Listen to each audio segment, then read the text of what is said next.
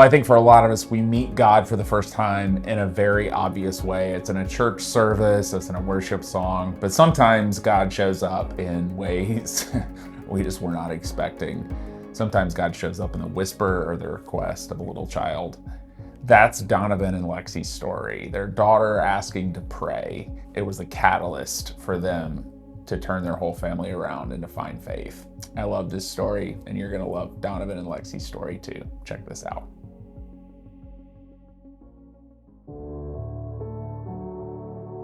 So with myself being brought up in a Christian household, I was very involved in the church at a young age.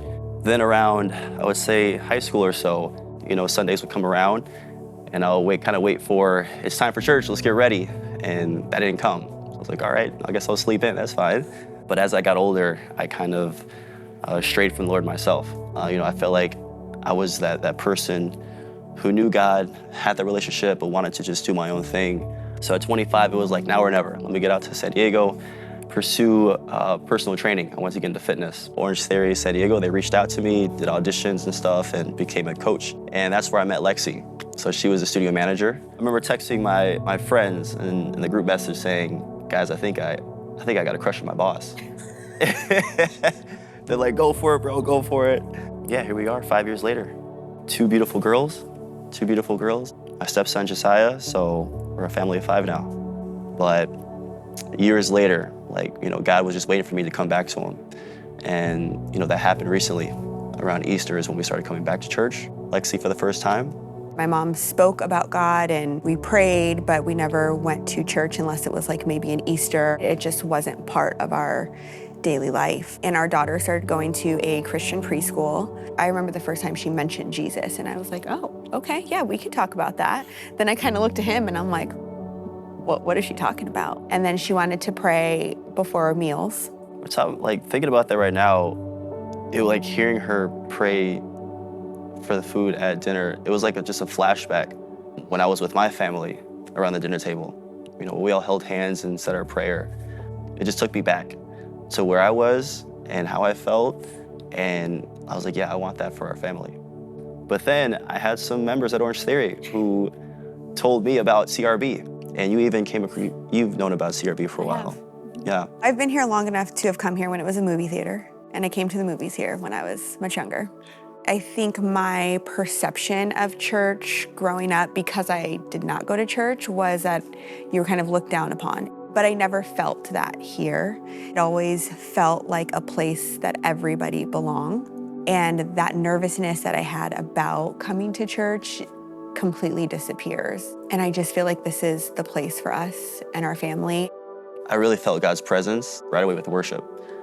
In a sense, I felt unworthy from the things I've done in my past to be here and have what I have, because I know God has always been there for me when he didn't have to be there for me.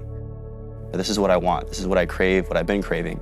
A relationship with the Lord, not just receiving from him, but also giving back to him. Everything just kind of came full circle, and I'm ready to be committed this time. I spent my 20s as an abnormal drinker until it almost destroyed my life. And being able to look back at times in my life where I'm like, he's had his arms around me the entire time. And realizing that I was excited and looking forward to not just the message, but the community, and feeling like God's got me. I don't have to do this alone. And not that in a marriage, I'm doing it alone, but it just is a different type of love and security. I feel like I've been kind of fighting back the love that God has for me, and I don't know why. It just doesn't make sense. Why have I been fighting this? This is it. Having that grace of God is something so special that I don't think I can really put into words. It's a feeling. I just need to acknowledge and be thankful. I remember you telling me that, you kind of feel like an infant when it comes to a relationship with God or with church, but I'm happy to see that you're taking steps to grow your faith. And I really deep in my heart feel that's gonna benefit our relationship as well. The way in which you're leading our family to ensure that we have this foundation with God is very, very remarkable. And the way that you reassure me to remind me that this is my journey, but you're here to support me, and you're here to support me while I navigate this with our children. It's very beautiful. So thank you. Thank you.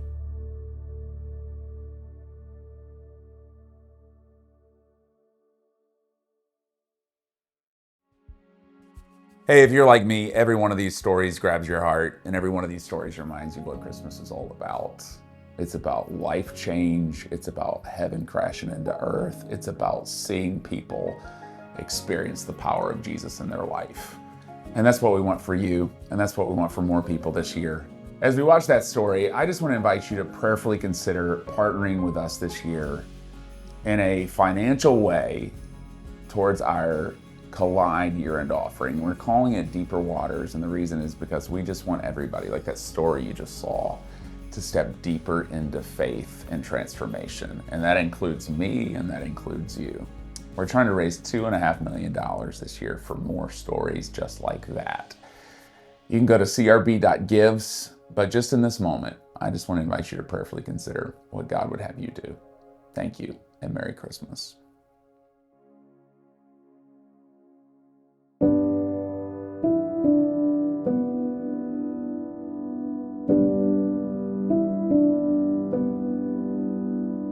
Silent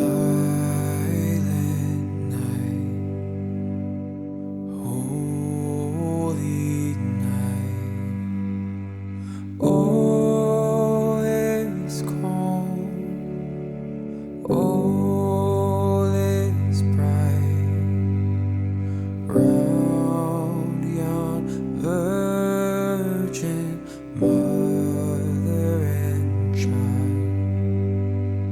Holy infant, so tender and mild, sleep in heavenly peace, sleep in heavenly peace.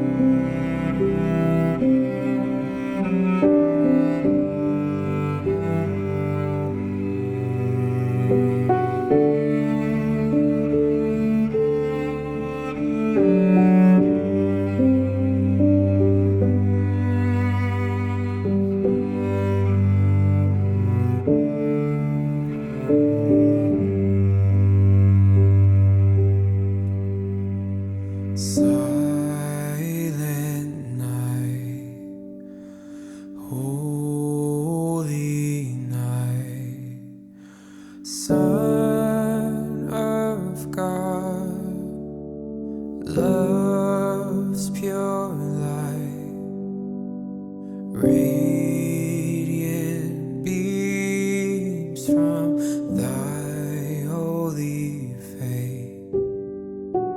With the dawn of redeeming grace, Jesus, Lord, at thy